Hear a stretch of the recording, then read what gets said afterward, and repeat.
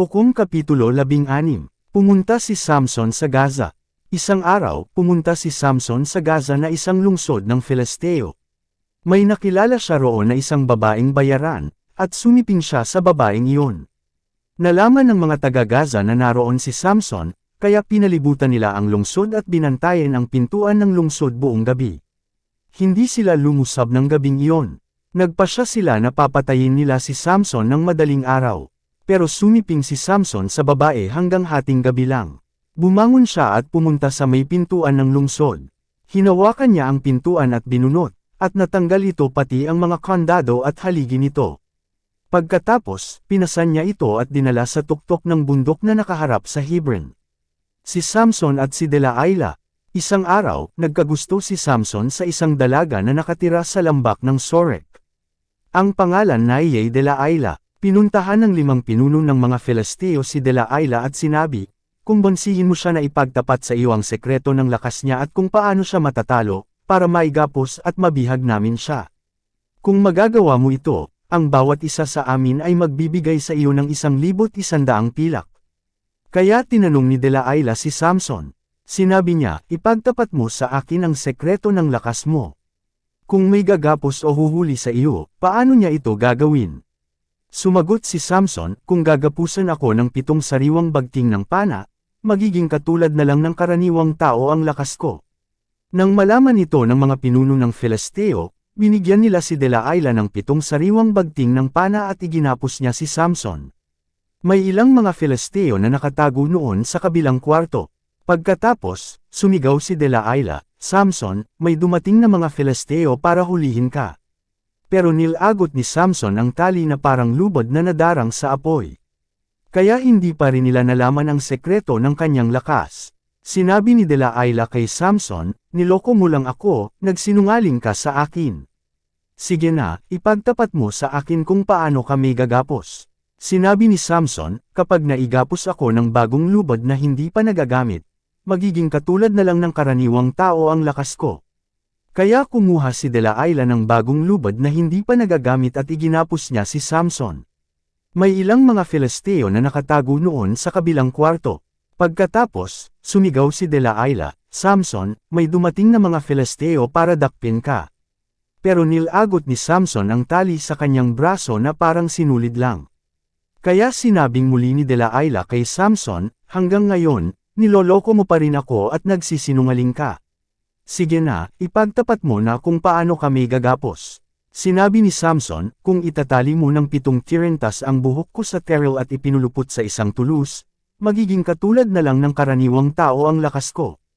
Kaya nang nakatulog si Samson, itinali ni Delilah ng 7 tirentas ang buhok ni Samson sa terel, at sumigaw agad, "Samson, may dumating na mga Filisteo para dakpin ka." Nagising si Samson at mabilis niyang tinanggal ang buhok niya sa terel. Kaya sinabi ni Delilah sa kanya, "Sabi mo mahal mo ako, pero hindi mo ako pinagkakatiwalaan. 3 beses mo na akong niloko. Hindi mo talaga ipinagtapat sa akin kung saan nanggagaling ang lakas mo." Araw-araw niyang tinatanong si Samson hanggang sa bandang huli ay nakulaitan din ito. Kaya ipinagtapat na lang ni Samson sa kanya ang totoo. Sinabi ni Samson, "Hindi pa nagugupitan ang buhok ko kahit 1 beses lang. Sapagkat mula pa sa kapanganakan ko, itinalaga na ako sa Diyos bilang isang Nazareo. Kaya kung magugupitan ang buhok ko, magiging katulad na lang ng karaniwang tao ang lakas ko." Naramdaman ni Delilah na nagsasabi si Samson ng totoo. Kaya nagpautos siya na sabihin sa mga pinuno ng mga Filisteo na bumalik dahil nagtapat na sa kanya si Samson.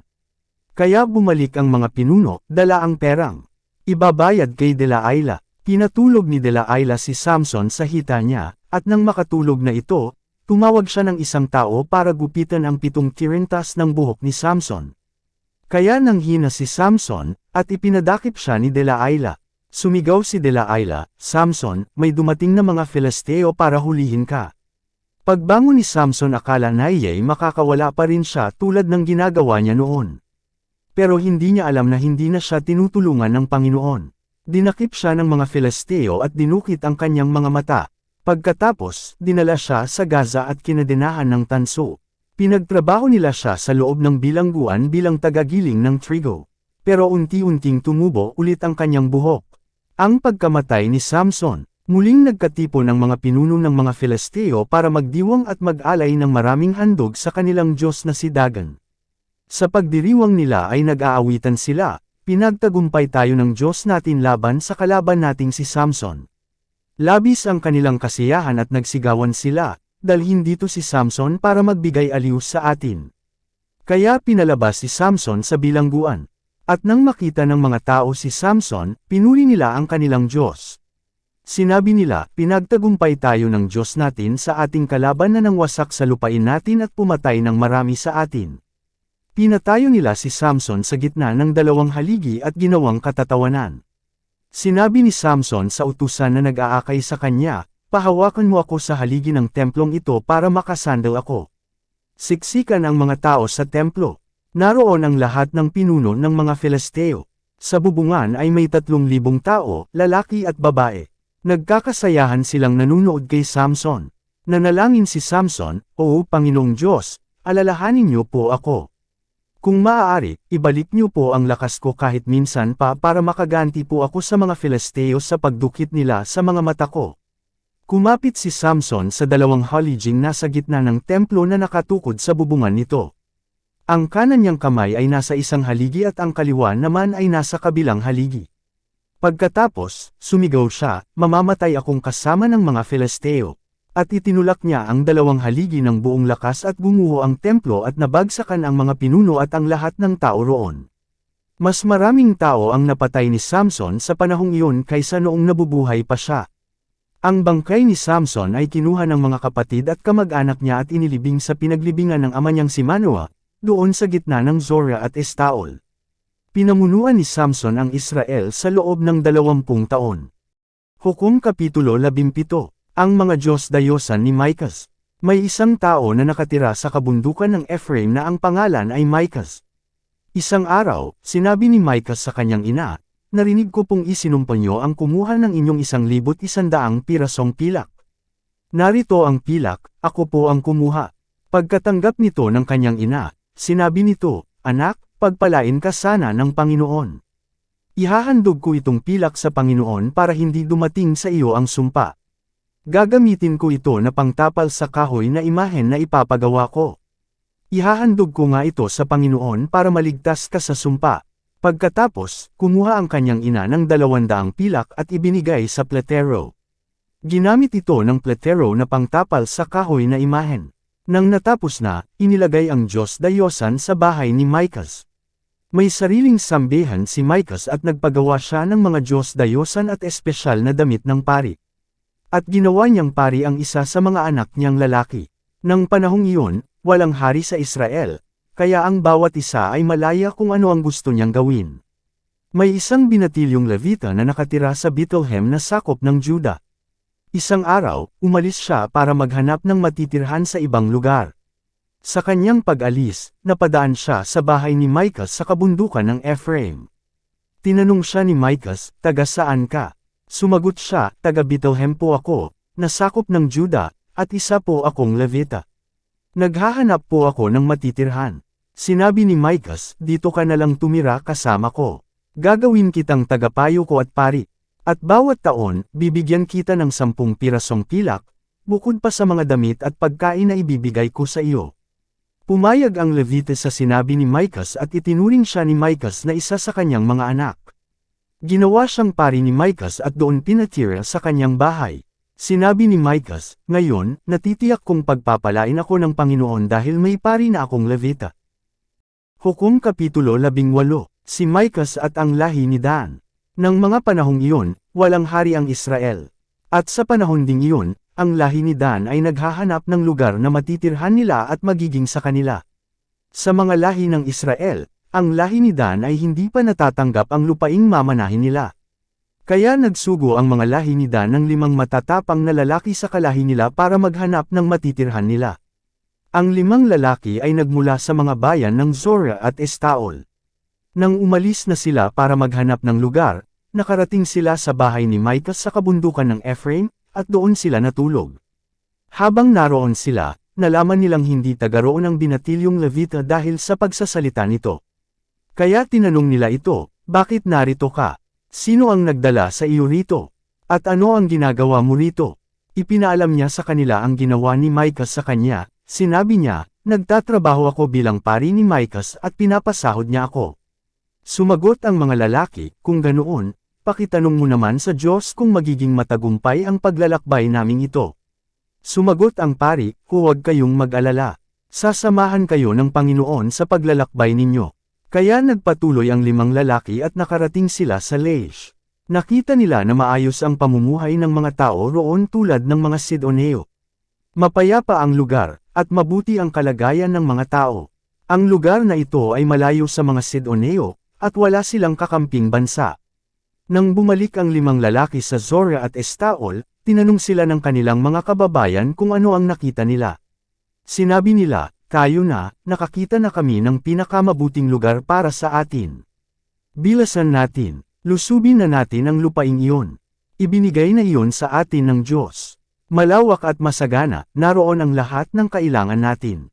At isa pa, mapayapa ang lugar na iyon kaya hindi sila mag-iisip na may mangyayaring masama. Kaya mula sa Zora at Estaol, umalis ang 600 armadong lalaki mula sa lahi ni Dan para makipaglaban. Nagkampo sila sa gawing kanluran ng lungsod ng Kiriath Jearim sa Juda. Ito ang dahilan kaya hanggang ngayon, ang lugar na iyon ay tinatawag na kampo ni Dan. Mula roon, nagpatuloy sila sa paglalakbay hanggang sa nakarating sila sa bahay ni Micah, sa kabundukan ng Ephraim. Pagkatapos, ang 5 lalaking iyon na nagmanman sa Laish ay nagsabi sa mga kasama nila, alam nyo ba na ang isa sa mga bahay dito ay may espesyal na damit ng pari, may Diyos dayosan na nababalutan ng pilak, at iba pang Diyos dayosan. Ano kaya ang dapat nating gawin? Matapos nilang magdesisyon kung ano ang gagawin, pumunta sila sa bahay ni Micah at nangumusta sa binatilyong Levita na nakatira roon. Habang nakatayo sa pintuan ng lungsod ang pari at ang 600 armadong lalaki na kalahi ni Dan, pumasok ang 5 especially iya sa bahay ni Micah at kinuha ang espesyal na damit, ang imahen na nababalutan ng pilak, at ang iba pang Diyos dayosan. Nang makita ng pari na pinasok ng 5 tao ang bahay ni Micah at kinuha ang mga gamit, nagtanong siya sa kanila, bakit nyo kinukuha iyan? Sumagot sila, huwag kang maingay. Sumama ka sa amin dahil gagawin ka naming pari at tagapayo. Ayaw mo bang maging pari ng isang lahi ng Israel kaysa ng isang bahay lang? Nagustuhan ng pari ang inaalok sa kanya, kaya kinuha niya ang espesyal na damit, ang imahen na nababalutan ng pilak at ang iba pang mga Diyos dayosan, at sumama sa kanila. Habang naglalakad sila, nauna sa kanila ang kanilang mga anak, mga hayop at mga gamit. Hindi pa sila nakakalayo sa bahay ni Micah ay nalaman na ni Micah ang nangyari. Kaya tinipon niya ang mga kapitbahay niya at hinabol nila ang mga kalahi ni Dan. Sinigawan nila sila, at lumingon ang mga ito at nagtanong kay Micah, ano ba ang nangyari at hinahabol niyo kami? Sumagot si Micah, nagtatanong pa kayo. Kinuha niyo ang mga Diyos na aking ipinagawa, pati ang pari ko. Wala nang natira sa akin. Sinabi nila, mabuti pang tumahimik ka na lang, dahil baka magalit ang iba naming kasama at patayin kanila pati ang pamilya mo. At nagpatuloy sila sa paglalakbay. Nakita ni Micah na hindi niya sila makakaya, kaya umuwi na lang siya. Pumunta ang mga kalahi ni Dan sa Laish dala ang mga Diyos dayosan ni Micah pati ang pari niya. Mapayapang lugar ang Laish, at panatag ang loob ng mga mamamayan doon na walang mangyayari sa kanila. Nilusob ng mga angkan ni Dan ang Laish, pinatay ang mga tao, at sinunog ang lungsod. Walang tumulong sa mga taga-Laish dahil malayo sila sa Sidon at wala silang kakamping bansa. Ang lugar na ito'y malapit sa lambak ng Bet-Rehob. Ipinatayong muli ng mga lahi ni Dan ang lungsod at tinirhan nila ito. Pinalitan nila ng Dan ang pangalan nito ayon sa pangalan ng ninuno nilang si Dan, na isa sa mga anak ni Jacob. Ipinatayo nila roon ang Diyos dayosan ni Micah at kanilang sinamba. Si Jonathan na anak ni Gershom at apo ni Moises ang ginawa nilang pari. Ang mga angkan ni Jonathan ang naglingkod bilang mga pari sa lahi ni Dan hanggang sa pagkabihag sa mga taga-Israel.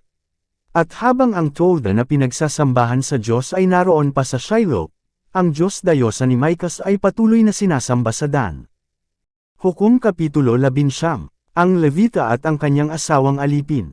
Nang panahong iyon na wala pang hari ang Israel, may isang Levita na nakatira sa malayong bahagi ng kabundukan ng Ephraim. Ang Levitang ito ay nakapag-asawa ng isang alipin na taga Bethlehem sa Juda. Pero ang babaeng ito ay nagtaksil sa kanyang asawa at umuwi sa bahay ng magulang niya sa Bethlehem. Pagkalipas ng 4 na buwan, nagdesisyon ang Levita na sunduin ang asawa niya at kumbansihing magsama silang muli. Kaya umalis siya kasama ang isa niyang utusan at 2 asno. Pagdating niya roon, pinatuloy siya ng babae. Nang makita siya ng ama ng babae, malugod siyang tinanggap. Pinilit siya ng biyenan niyang lalaki na manatili roon.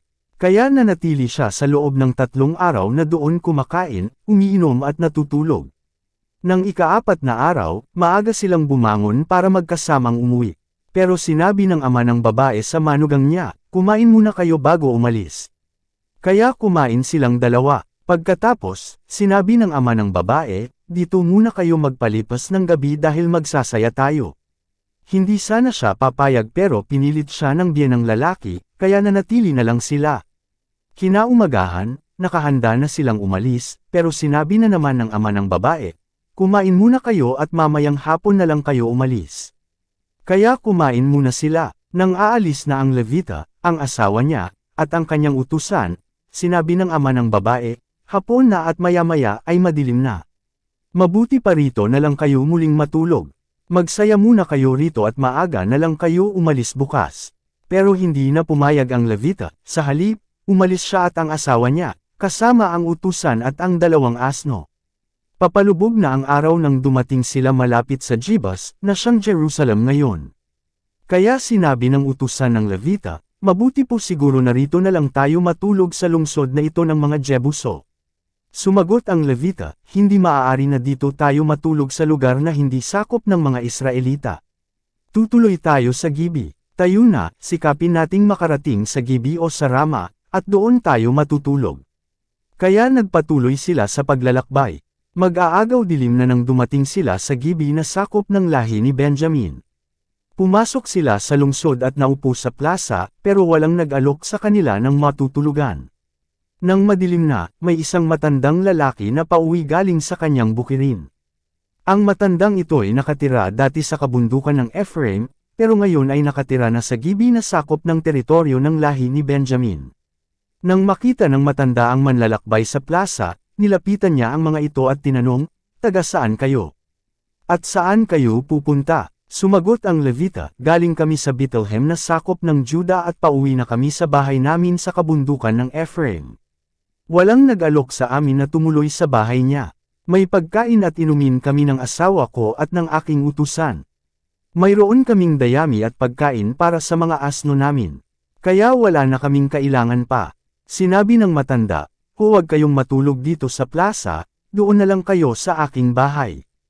Handa akong magbigay ng kahit anong kakailanganin ninyo. Kaya sumama sila sa matanda.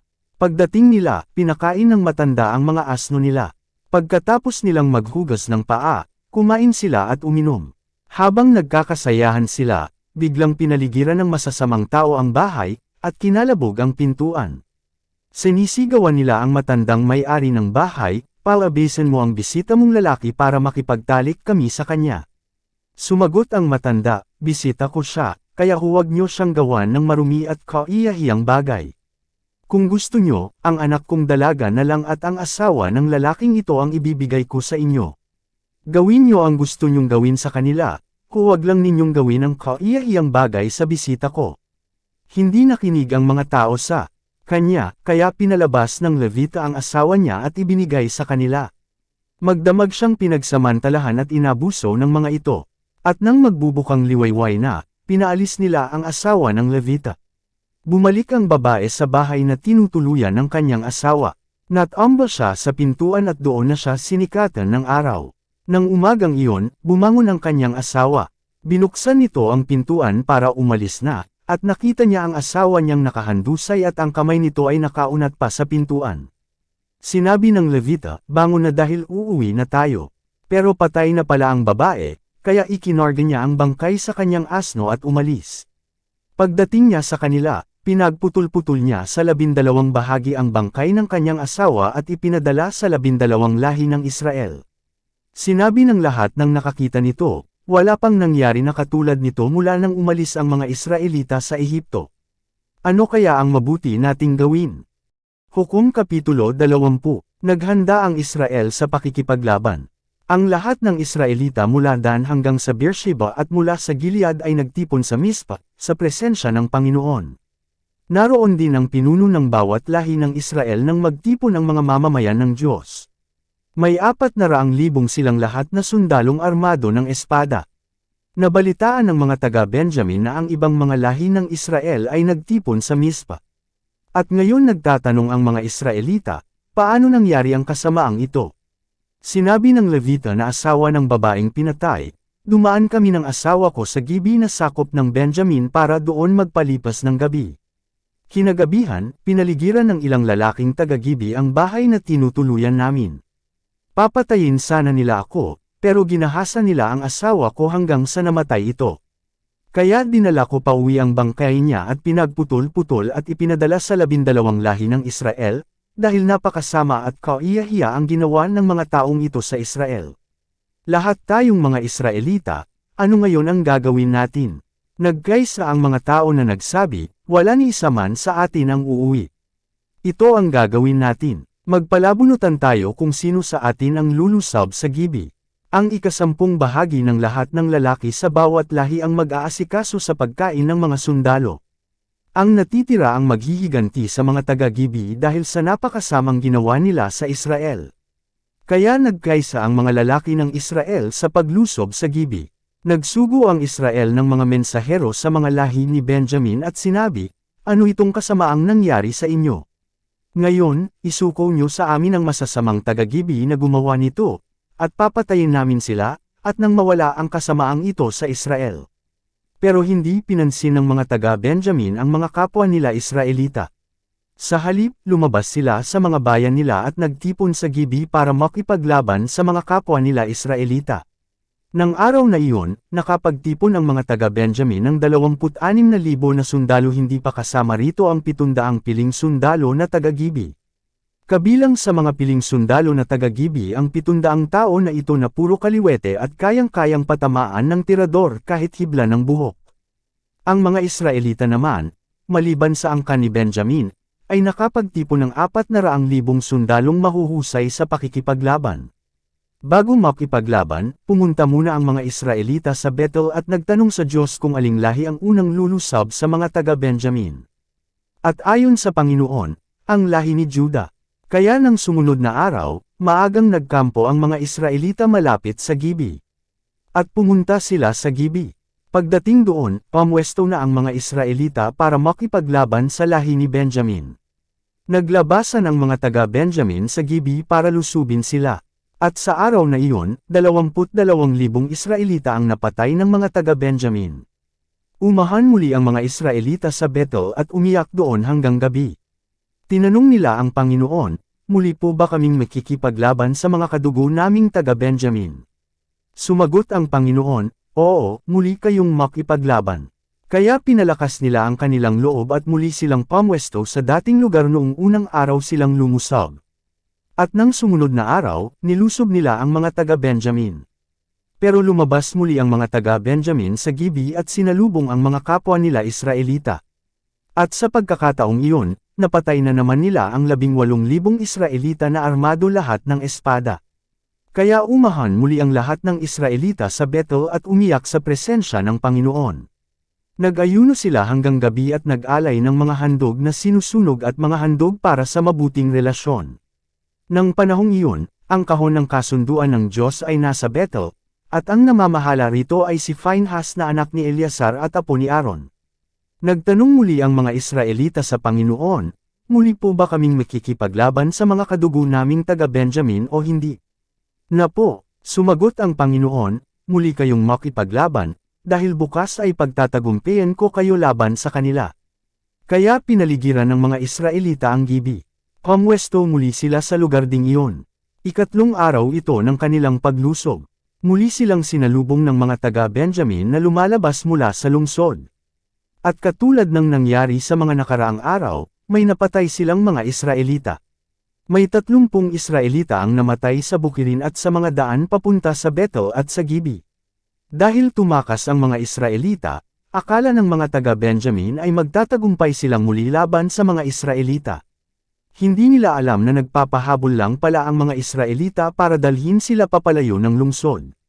Nang nakarating ang mga Israelita sa Baal Tamar, pamwesto sila roon habang ang mga nag-aabang sa paligid ng Gibi ay nagsisilabasan, 10,000 silang lahat na puro piling sundalo ng Israel. Nilusob nila ang Gibi, at matindi ang labanan. Hindi alam ng mga taga-Benjamin na malapit na ang katapusan nila. Pinagtagumpay ng Panginoon ang mga Israelita. At sa araw na iyon, nakapatay sila ng 25,100 taga-Benjamin na armadong lahat ng espada. At napansin ng mga taga-Benjamin na natatalo na sila. Ang detalye ng pagtatagumpay ng mga Israelita. Tumakas ang malaking grupo ng mga sundalo ng Israel para makalusab ang mga taong itinalaga nilang pumuligid sa bayan ng Gibi. Habang humahabol ang mga taga-Benjamin, biglang nilusob ng mga taong ito ang Gibi at pinagpapatay ang lahat ng tao roon. Bago sila lumusab, nag-usap muna sila na kapag nakita ng mga tumatakas na mga Israelita ang makapal na usok sa Gibi, babalik sila sa pakikipaglaban. Ang mga taga-Benjamin noon ay nakapatay ng 30 Israelita, kaya inaakala nilang nagtagumpay na naman sila sa mga Israelita. At nang pumaitaas na ang makapal na usok sa Gibi, lumingon ang mga taga-Benjamin, at nakita nila ang makapal na usok mula sa lungsod. Kaya bumalik ang mga Israelita at nilusob nila ang mga taga-Benjamin. Natakot ang mga taga-Benjamin dahil napansin nilang malapit na ang katapusan nila. Tumakas sila sa ilang, pero hinabol sila ng mga Israelitang lumalabas sa bayan. Pinaligiran sila ng mga Israelita at hindi tumigil ang mga ito sa paghabol sa kanila hanggang sa silangan ng Gibi. May 18,000 matatapang na sundalo ng Benjamin ang namatay. Tumakas ang iba papunta sa ilang sa bato ng Rimmon, pero 5,000 ang namatay sa kanila sa daan. Patuloy silang hinabol ng mga Israelita hanggang sa Gidom at nakapatay pa ang mga Israelita ng 2,000. Sa kabuuan, 25,000 matatapang na taga-Benjamin ang namatay ng araw na iyon. Mga magagaling sila na sundalo at armado ng espada. Pero may 600 pa na taga-Benjamin ang nakatakas sa bato ng Rimmon, at doon sila nanatili sa loob ng 4 na buwan pagkatapos. Bumalik ang mga Israelita sa mga bayan ng Benjamin at pinatay nila ang mga natitirang buhay pa, pati ang mga hayop. At sinunog nila ang lahat ng bayan ng mga taga-Benjamin na madaanan nila. Hukom Kapitulo 21, Mga asawa para sa mga taga-Benjamin. Doon sa Mizpa, nangako ang mga Israelita na hindi na nila papayagang mag-asawa ang mga anak nilang babae ng mga taga-Benjamin. Pagkatapos, pumunta ang mga Israelita sa Bethel at umiyak ng malakas sa presensya ng Diyos hanggang gabi. Sinabi nila, "O Panginoon, Diyos ng Israel, bakit po ba nangyari ito? Ngayon, nabawasan na ng isang lahi ang Israel." Kinaumagahan, gumawa sila ng altar at nag-alay ng mga handog na sinusunog at mga handog para sa mabuting relasyon. Pagkatapos, nagtanong sila, "May lahi ba ng Israel na hindi dumalo nang nagtipon tayo sa presensya ng Panginoon sa Mizpa?" Nang panahong yun na ipangako nila sa presensya ng Panginoon, na ang sinumang hindi dadalo roon ay papatayin. Nalungkot ang mga Israelita sa mga kadugo nilang lahi ni Benjamin. Sinabi nila, nabawasan ng isang lahi ang Israel. Saan pa tayo makakakita ng mapapangasawa ng mga natirang lahi ni Benjamin? Nangako kasi tayo na hindi natin papayagang mapang-asawa nila ang mga anak nating babae. Nang nagtanong sila kung may lahi ng Israel na hindi nakasama nang nagtipon sila sa presensya ng Panginoon sa Mizpa, nalaman nilang hindi dumalo ang mga taga-Jabes Gilead. Dahil nang binilang ang mga tao, wala ni isa mang mga taga-Jabes Gilead ang nandoon. Kaya pumili ang mga mamamayan ng 12,000 matatapang na sundalo, at pinapunta sa Jabes Gilead para lipulin ang mga taga roon, bata man o matanda, lalaki o babae, maliban lang sa mga dalaga. At doon, nakakita sila ng 400 dalagang birhen at dinala nila ito sa kampo nila sa Shiloh na sakop ng Canaan. Pagkatapos, nagsugo ang buong sambayanan ng Israel ng mga mensahero sa mga lahi ni Benjamin na nagtatago sa bato ng Rimmon. Sinabi sa kanila ng mga mensahero na handa nang makipagkasundo sa kanila ang mga kapwa nila Israelita. Kaya umuwi ang mga lahi ni Benjamin at ibinigay sa kanila ng mga Israelita ang mga dalagang taga-Jabes Gilead. Pero kulang pa ang mga dalaga para sa kanila. Nalungkot ang mga Israelita sa nangyari sa mga lahi ni Benjamin dahil binawasan ng Panginoon ng isang lahi ang Israel. Kaya nag-usap-usap ang mga tagapamahala sa mga mamamayan ng Israel. Sinabi nila, wala nang natirang babae na lahi ni Benjamin. Ano ba ang gagawin natin para makapag-asawa ang natira nilang mga lalaki? Kailangang magpatuloy ang lahi nila para hindi mawala ang lahi ni Benjamin. Pero hindi natin mapapayagang mapang-asawa nila ang mga anak nating babae dahil nakapangako na tayo na ang gagawa nito ay susumpin. Pagkatapos, naalala nila na malapit na pala ang taunang pista para sa Panginoon na ginaganap sa Shiloh. Ang Shiloh ay nasa hilaga ng Bethel, sa timog ng Lebona, at sa silangan ng daang mula sa Bethel papunta sa Shechem. Sinabi nila sa mga lahi ni Benjamin, magtago kayo sa mga ubasan, at bantayan NYO ang mga dalagang taga Shiloh. Kapag dumaan sila roon para sumayaw sa pista, lumabas kayo sa taniman at kumuha ng mapapangasawa ninyo at dalhin sa inyong lugar. Kung magrereklamo sa amin ang kanilang mga ama o mga kapatid na lalaki, ito ang sasabihin namin sa kanila. Nakikiusap kami na pabayaan nyo na lang sila dahil kulang ang mga dalagang nakuha natin noong lusubin natin ang Jabes Gilead. Wala kayong pananagutan dahil hindi naman kayo pumayag na mapang-asawa ng mga lahi ni Benjamin ang mga anak ninyong babae. Panipi, kaya ginawa ito ng mga taga-Benjamin. Nagsikuha sila ng mga dalagang sumasayaw, at dinala pa uwi bilang asawa. Pagdating nila sa kanilang lupain, ipinatayo nilang muli ang mga bayan nila at doon sila tumira. Umuwi rin ang iba pang mga Israelita sa sarili nilang lupain at sa sarili nilang angkan at pamilya. Nang panahong iyon, walang hari sa Israel, kaya ang bawat isa ay gumagawa ng kahit anong gusto nilang gawin. Dito nagtatapos ang sulat ng hukom. Para updated ka sa susunod na salita ng Diyos o Biblia, ay huwag kalimutang mag-subscribe, mag-follow at mag-share sa ating channel Renilab TV. Maraming salamat po.